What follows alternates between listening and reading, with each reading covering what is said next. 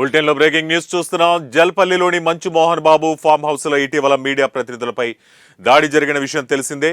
నటుడు మోహన్ బాబు ఓ మీడియా ప్రతినిధి చేతుల్లో నుంచి మైక్ లాక్కొని దాడి చేశారు.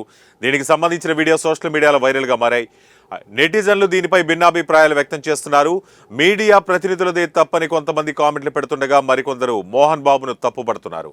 తాజాగా ఈ ఘటనపై మంచు మనోజ్ స్పందించారు.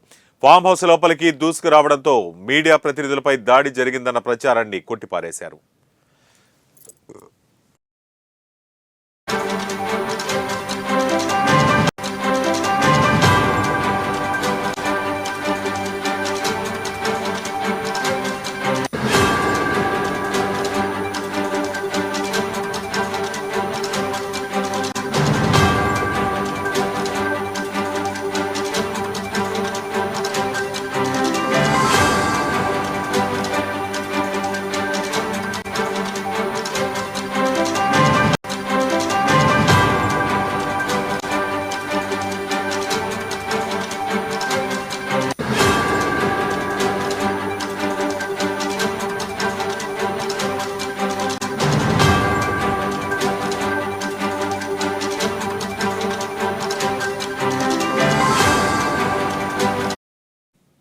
ఇక ఈ ఇష్యూలో మీడియా ప్రతినిధుల తప్పేమీ లేదని, తానే వారిని లోపలికి తీసుకెళ్లారని స్పష్టతనిచ్చారు.